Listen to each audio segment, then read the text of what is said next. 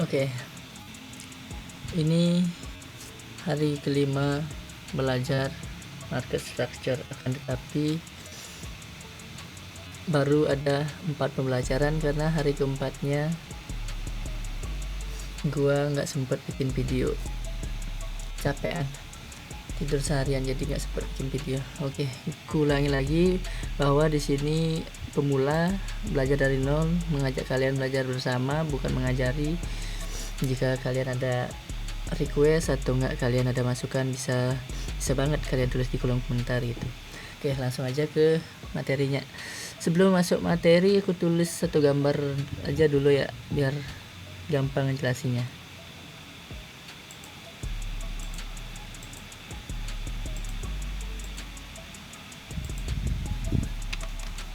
Nah, aku udah tulis gambarannya seperti ini, naik sampai sini, turun sampai sini, naik. Ini ada banyak tapi masuk jadi satu tab, naik sampai sini dan turun sampai sini dan naik. Oke, kita tulis dulu higher low dan higher high nya ya.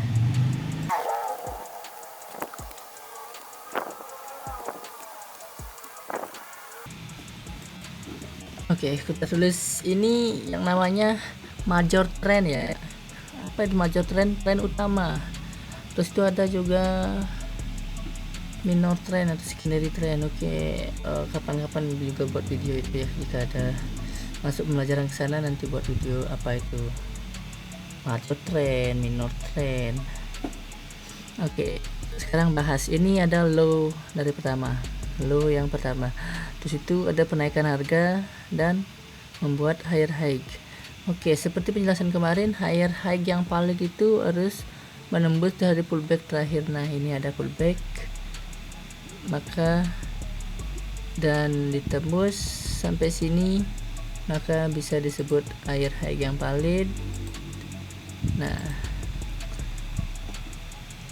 dan di sini kelihatan jelas di mana higher low-nya. Akan tetapi apakah itu bisa dibilang valid? Lihat selanjutnya.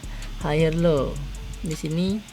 Oke, dia berhasil menembus higher high yang pertama, bisa dibilang valid. Karena seperti syarat higher low yang valid itu harus menembus higher high yang terakhir. Oke, dan ini sudah ditembus, dia membuat boss atau breakout structure dan naik sampai sini. Kenapa nggak di sini dan terus turun? Kenapa nggak sampai sini market structure-nya? Kalau emang sampai sana itu bisa disebut secondary trend atau minor trend. Tapi karena yang trend utama bisa sampai sini. Setelah itu di sini juga ada penjelasan bahwa penurunan di sini nggak jelas, itu hanya membuat pijakan atau membuat mencari liquidity. Ya, itu bahasanya udah lumayan gini ya, ribet, nanti aja bahas. Intinya dia membuat pijakan ke sini biar bisa membuat harga lebih tinggi lagi. Oke, sampai sini dan di sini juga ada penurunan yang lumayan drastis. Apakah ini bisa dibilang higher low? Tidak bisa, karena setelah naik sampai sini dia nggak berhasil naik dan turun lagi sampai sini, dia cuma IDM ya, nanti juga itu ribet. Dia hanya membuat secondary trend. Kalau secondary trend ini bisa dibilang dimasuk dan naik sampai sini. Oke, terus itu higher high di sini. Di sini bisa dibilang valid karena penurunannya dia melewati dari pullback yang dia buat ini. Ini berhasil dilewati dan ini juga berhasil dilewati, bisa dibilang valid. Dia membuat boss, bukan boss, apa namanya, CHOCA atau enggak chain obstructor. Dan apakah salah tulis lagi di sini higher low, salah, maaf. Di sini higher low-nya valid ya, bisa dibilang valid karena dia bisa menembus higher high yang terakhir dan di sini juga dia membuat pergerakan harga. Nah, ini dia untuk trend bearish. Kita gambar dulu. aku gambar dulu ya.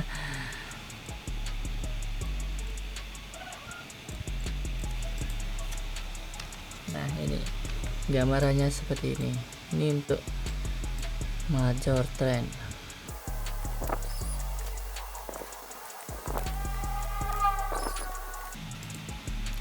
Oke, ini dari high pertama, terus itu membuat lower low, lower high, lower low, lower high. Oke, kita bedah dulu dari sini. Ini kan ada high dan ini high dan dia turun. Kenapa nggak di sini? Ya, karena kalian lihat naiknya itu mau taruh di mana? Di sini. Tapi di sini ada penurunan.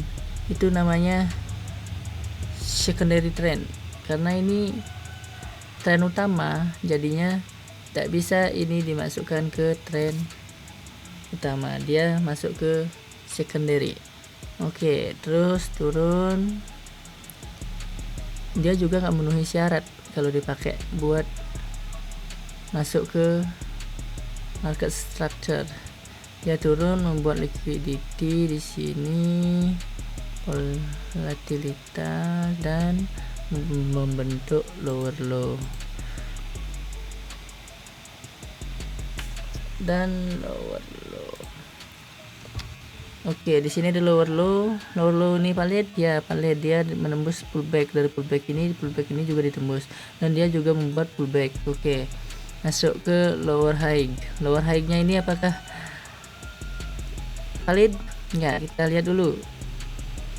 Dia turun menembus lower low yang sebelumnya, bisa dibilang valid. Dan di sini juga ada pergerakan harga. Jadinya emang ini lower low yang valid, lower high yang valid. Dan terus lower low ini apakah valid? Ya, dia juga udah berada di bawah lower low sebelumnya, bisa dibilang valid.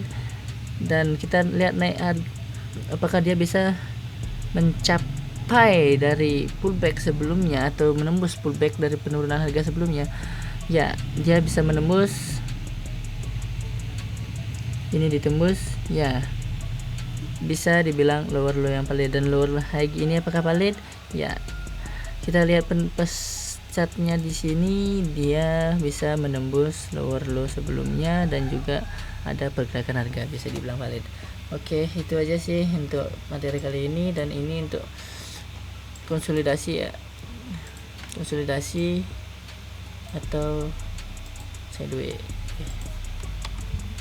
Gerakan harga nggak di sana-sana aja. Oke, itu aja sih materi untuk kali ini. Maaf ya jika penjelasan kurang perfect, karena juga gue juga masih belajar. Siapa tahu nanti setelah berapa tahun gue bisa jadi mentor, itu bisa ngajari lebih perfect kan. Pada aja dulu, itu juga harapan dan cita-citaku sih. Semoga aja tercapai.